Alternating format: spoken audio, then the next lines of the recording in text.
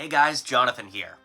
And I'm here with the pride and joy of my LEGO collection, and that is my Indiana Jones collection. Now here, as you can see, I have all of the boxes, and out in my living room, I have every single LEGO Indiana Jones set ever. Of course, I also love the classic Indiana Jones LEGO video game, and my pal Scotty's Customs over on Instagram makes these incredible LEGO Indiana Jones custom minifigures of characters from the game that never got made in any of the original Indiana Jones sets. So he sent over a bunch of them for me to review, but rather than just do a standard review, I thought I'd show you the figures and where I'm gonna put them in my Indiana Jones display. So let's take a look at the figures and one by one start adding them to my LEGO Indiana Jones collection.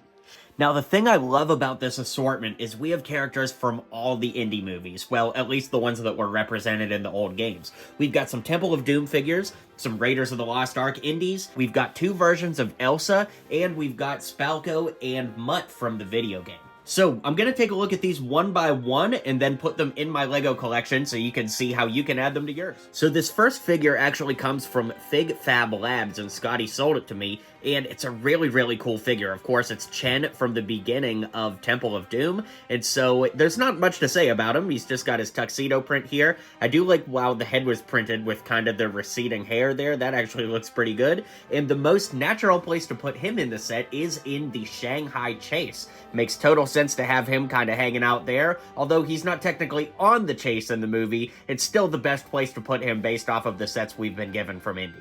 Up next is the Thuggy Acolyte, and it's worth pointing out that most of Scotty's customs come in this really cool packaging where it's handwritten who you're getting, they're limited out of 35, and you get a Scotty's custom sticker with it. So that's worth pointing out, very cool. And the figure itself is really great. Of course, in traditional LEGO fashion, we only get a little bit of LEGO printing on the back here. And if I haven't mentioned before, all the parts that are used on these figures are official LEGO parts and pieces, but in the case of this Sankara stone, it's actually been painted on with the lines there, and it actually does look pretty good.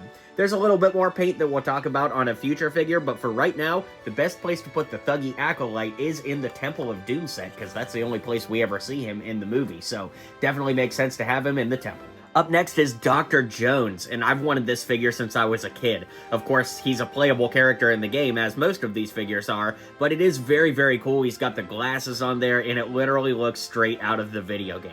I wasn't exactly sure where to put this one, so I'm just going to place him here because he doesn't really have a specific set that he can pair off with, so it's a great figure, but I don't really have a diorama for him. Maybe I'll have to build one. Here we've got Bazooka Jones, and the thing I love about this figure is the torso print, which is technically the only exclusive part on this, since it uses the actual Indiana Jones head. This is an inversion of colors to give us that traditionally tan torso, but this time in green, and where I'm going to place him in the collection is right near the Race for the Stolen Treasure. Again, there's not a perfect place to put him, but this is pretty dang close to where we see Indy in the film, and I think it makes a lot of sense to put him here.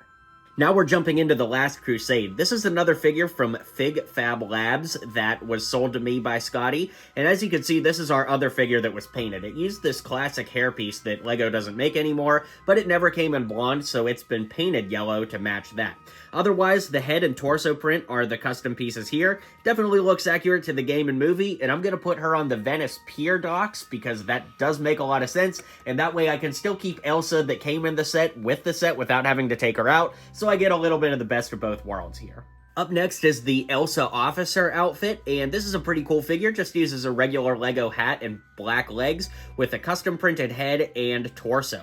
Now, this figure doesn't really have a direct LEGO set to tie in with, so I'm going to put her next to the planes from the Last Crusade because it's technically the closest we can get to where she appears in this outfit.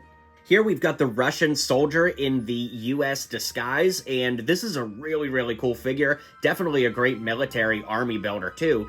But the unfortunate thing is there isn't a direct LEGO set that ties in with this, so I'm gonna go ahead and put this figure with the Panagra Airlines set. It's not the most accurate place because this figure actually shows up at the beginning of the movie where they retrieve the crystal skull from Area 51, but I do think he looks right at home here at the airport scene, so I think it does make the most sense if we can't put him in the actual scene from the movie. Speaking of, up next is Spalco, and this time she has sunglasses on, so the head is the only custom printed piece here, but she also comes with a unique sword. If you buy it from Scotty's Customs, you do get the actual sword with it, interestingly, but again, this figure shows up in that opening scene of the movie as well, so since we can't put her there, let's put her at the airport as well, because, hey, everybody likes to wear sunglasses when they fly. At least I do. Final custom is Mutt Williams. Now, he doesn't look too much different, but he does have a unique head that matches the video game, so I'm gonna sneak him in here on the Temple of the Crystal Skull, because I love this set as a kid, and it's a good place for this figure to be displayed pretty prominently out front. Well, thanks again to Scotty's Customs for sending over those awesome figures. I'm so appreciative. Let me know which ones you like the best, and of course, be sure to follow him on Instagram. I've dropped a link down below. You can order a lot of the figures still, but they are all limited editions, so do it faster than not if you're trying to get these. Anyways, let me know what you guys think. Be sure to like and subscribe, and I'll catch you guys on the next video.